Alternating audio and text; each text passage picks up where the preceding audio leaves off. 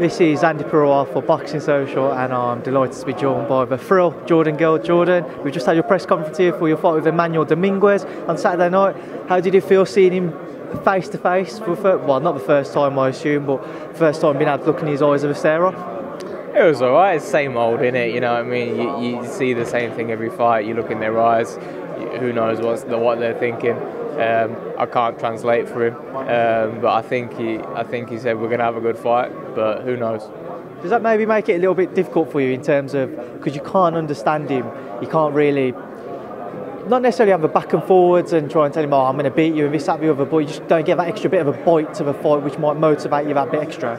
Not really. So, yeah, the translator there. You know you're in for an hard fight. When you fight a Mexican like that, you know he's tough. He's going to come for it. This is his world title shot. It's a big fight for him. Obviously, the winner gets the top 15 world ranking. So you know who knows what could happen. So talk about Dominguez and what type of fight are you expecting on Saturday night? I'm expecting a tough fight. I'm expecting a hard 12 rounds. I'm expecting him to come and try and take my head off, and I'm sure he'll try. So let it come. What made you choose Dominguez out of a range of opponents I assumed you would have had lined up? What made you choose him to headline this show with yourself? It's not down to me. It's down to management. I just fight whoever they put in front of me. I'll fight, and I think this was a solid opponent. Someone that was ranked very highly, somebody that's coming off two or three good wins. There's someone that's mixed it at a high level. You know, he's tough. We knew he was going to give me the rounds. He's only been stopped once, and that's by Navarrete, who's the current world champion, who's just beat Isaac Dogbo. So this is for me a perfect opponent, and I'm going to see what it brings on Saturday. Now, I covered your fight against Ryan Doyle, and it was a terrific performance. Does that performance now maybe put more pressure on yourself to deliver something similar on Saturday night? I think so. I think people are expecting something special now because they've had a taster with the Ryan Doyle fight. Because before I was a bit of an unknown. I think people didn't know how good I was, or a lot of people expected me to get found out against Ryan Doyle. But in fact, the opposite happened, where people found out that I can actually fight. So I think people are expecting something a bit special, and maybe that does put a bit of pressure on me, but I think I thrive under pressure, and I'm going to perform. Was that for you? How important was that fight for you and your career in terms of breaking out and gaining a better reputation across the scene?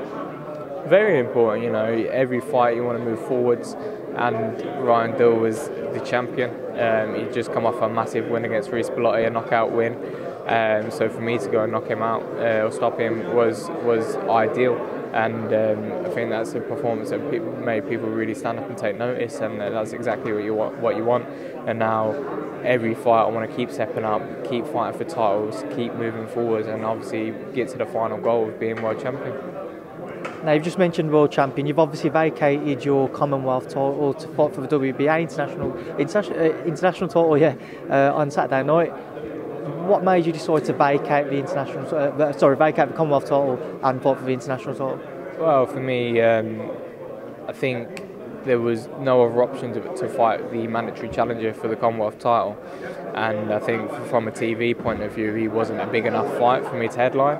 So with the opportunity to headline a show, we needed a bigger title and a big opponent. So I would have had to vacate the Commonwealth title anyway. So if I could vacate it and let one of my mates fight for it, then it's a win-win bonus. So Lee Wood, who I've shared a flat with for years, he's got a shot at the Commonwealth title. He needs a big breakout, and he's going to get it on Saturday night. And I've got a bigger and better title as well. So we're both winning. You're victorious on Saturday night. It gives you that top 15 ranking with the WBA. Just talking about your goals for the rest of the year. Do you have your eyes set on maybe winning a British title if you can get a fight with Ryan Walsh? Yeah, for sure. The thing is, now I'm not looking past Emmanuel Dominguez. All I'm thinking about is him on Saturday night. I've got to make sure I beat him and make sure I look good doing it, because if I don't, then every little plan that you have can go out the window. But Ryan Walsh fight is a fight maybe they might make. Maybe Kiko Martinez for the European, that's the fight that I'd love, or maybe someone else completely different, maybe someone even bigger and better, who knows. No idea, mate. No idea. I know you're still a while away from challenging for world honours, but just to look at the current team, like to Josh Warrington, Cole Frampton announced that he's going to return, Leo Santa Cruz, Gary Russell Jr., the list goes on. How difficult will it be to try and break into that mould? Oh, very, very difficult. What a division it is. Some really world-class fighters, and I've sparred a lot of them, so I know where I'm at, and I know how far away I am, and I'm looking forward to seeing how this develops. And just a few other things going on in boxing world, I just want to get your opinion on. Today, James DeGale announced his retirement. What are your thoughts on that? I think it's a good decision. I think for the last few fights he's struggled. A lot of people said he's shot, but what a career he's had. Olympic gold medal, world title, two-time world champion. He's had some great wins on the road. He beat Darrell in America, he beat Lucien Butte in Canada.